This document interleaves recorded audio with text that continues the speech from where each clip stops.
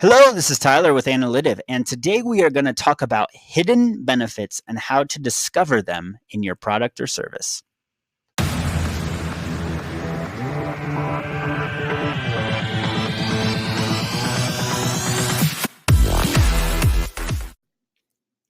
Hello, this is Tyler with Analytive, and welcome to the Analytive podcast. So, the other day I was driving back from the mall. I was hanging out with my fiance at the mall, and for some reason, the FM radio was on. And normally I don't listen to FM radio. I typically listen to Spotify, but my phone wasn't connecting to the car. And so, on this FM station, though, I was about ready to turn it back to a CD or to change a channel. And suddenly I heard an interview with a dentist. Right. And I know almost nothing about dentistry. In fact, I probably know less than the layperson about dentistry. I don't care about it. It's not an industry that particularly interests me. But this dentist just kind of caught my attention. And I'm pretty sure it wasn't an ad. I think he was just being interviewed by the host on the radio at that point. But if it was, it could have been one of the best ads that I've ever heard. Right. Why? Because he connected with his audience. This guy, this dentist on NPR, was a natural salesman. And what he did is, instead of talking about his practice or dentistry as most people talk about it, where he simply says something like, oh, well, come in and get your teeth cleaned for $99, or you need to brush and floss more, or whatever those things were that he said, he did something different. And that was, he told stories. And he told stories in a way that really connected, particularly with me, but I think just connected with his whole audience. Let me give you a couple examples of his stories. So, first of all, the host would just ask him, general dentistry questions, but then the dentist would always turn it into a story. And one of these was, he talked about a gentleman who got a procedure, I guess had a crooked tooth or something was wrong with his teeth. I don't even remember the exact details of the story. But what I do remember is that he went in, got his procedure done, and then 5 days later called the office back and told the doctor that this guy actually got a date, and he hadn't been on a date in over 5 years. But because of the confidence, or because of his looks, or whatever the doctor did to cosmetically improve his teeth, he felt more confident and was able to get a date after not being on a date in 5 years.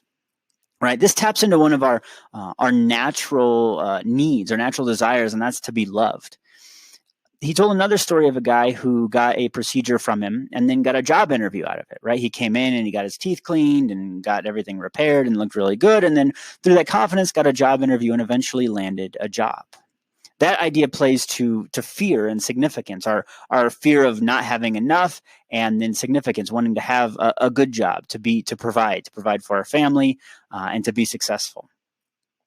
So how can you use these types of stories? Well, the thing is, yes, stories are useful, but even more useful is what he talked about. And that was this idea of a hidden benefit, right? A hidden benefit that really all he provided to these people, and on a practical level, was straighter teeth or whiter teeth. But in fact, what he really provided was a hidden benefit. It was more confidence. It was job opportunities, better looks, so this guy could get a date. Let me give you another example of recently of one that I've heard about. So there was a marketer at a convention it was insurance, actually, an insurance convention, and it was one that would recruit new insurance salesmen for this particular company. And throughout the convention, he talked with a lot of the current insurance salesmen and people running the office, and everybody there talked about golf, the sport of golf. So when he wrote the ad for this recruiting software, so he was working at the time for a company creating recruiting software, and he wrote the copy for this ad, his headline was basically, our software saves you time so that you can spend more time on the golf course. Right? Our software saves you time so you can spend more time on the golf course. Golf has nothing to do with recruiting. Right? I mean, the idea that golf has anything to do with recruiting is nothing, but he understood fundamentally his audience, and he found the hidden benefit. You could have argued that, oh, yes, it just saves time, but he took it one step further and said, what's the hidden benefit? The hidden benefit for these guys is that they actually get to spend more time on the golf course. right? So as you're marketing your product, your brand, your service, go beyond the obvious benefits. Look for the hidden benefit, right? Does it save money? That's great, but why would your particular consumer want to save money? Is it because maybe they're over budget and their boss is constantly down their throat? Or maybe it's their spouse, right? If it's a consumer product, maybe it's their spouse, their husband or wife, that they're always spending or spending too much and their spouse is angry with them. Does it save them time? Okay, great. But what are they going to do with that time? And if you don't know, right, and you're targeting a niche market, there's probably an opportunity there for you to really research your market and understand them a little more deeply. So ask yourself, what is the hidden benefit of your product or service? And by the way, this doesn't come from your product or service.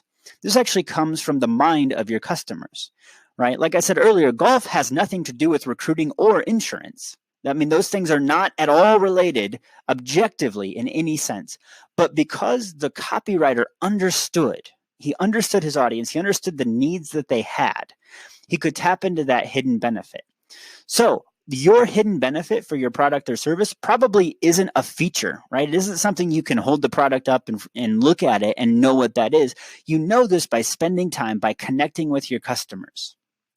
Let me give you one more example before we wrap up the podcast. So this past weekend, I actually turned 30 years old, and my fiance rented me a supercar, a Lamborghini. You can rent them by the hour, so we rented it for a couple of hours. It was an amazing experience, super fun. I'm a car guy. I love cars. I've never driven anything like it. If you get a chance to, I highly, highly recommend it. I was super grateful.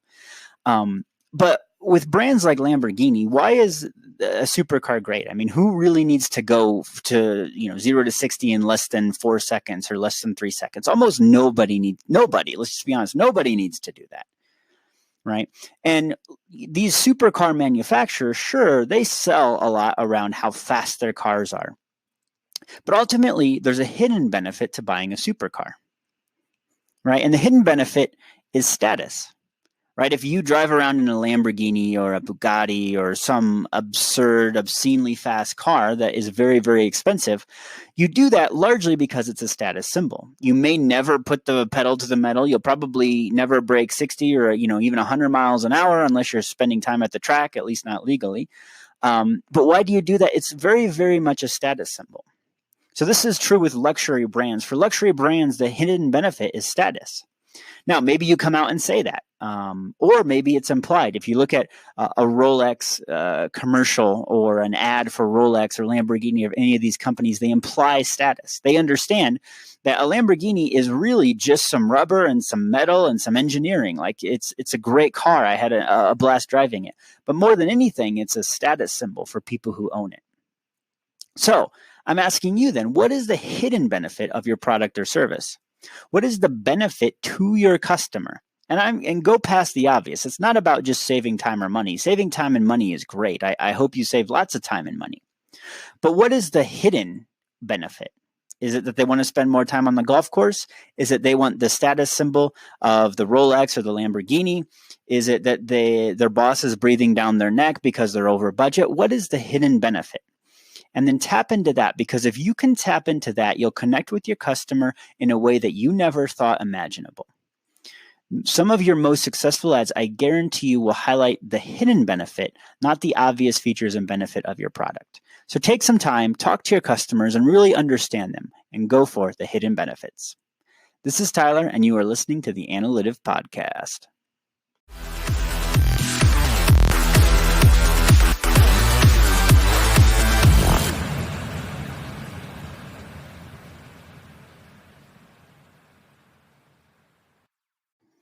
Hey guys, Tyler here again. Hey, wanted to take 1 second and talk to you about a product that we have over at Analytive.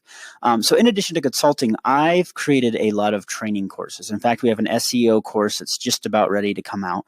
And we also have a Google Analytics course. Our Google Analytics course is one that I'm very, very proud of. I've put a lot of blood, sweat, and tears into that thing, recording videos and tutorials and really taking analytics as I use it practically in a business, as a business owner, as a marketer, not digging into minute details that don't matter, but actually how to use analytics and data in your business, how to set up goals, how to understand what's really working in your marketing. So if you go to analytive.com analytive.com/GA, right? The letter G, the letter A, analytive.com/GA. It'll take you to the Google Analytics course. Go ahead and check that out if you are interested. If you feel that analytics is a place where you're really weak in your business and you want to more deeply understand what's working and what's not, and then make better decisions off of it, this course will help you. I promise you that. It'll help make you a smarter marketer if you take this course. So check it out. Take care.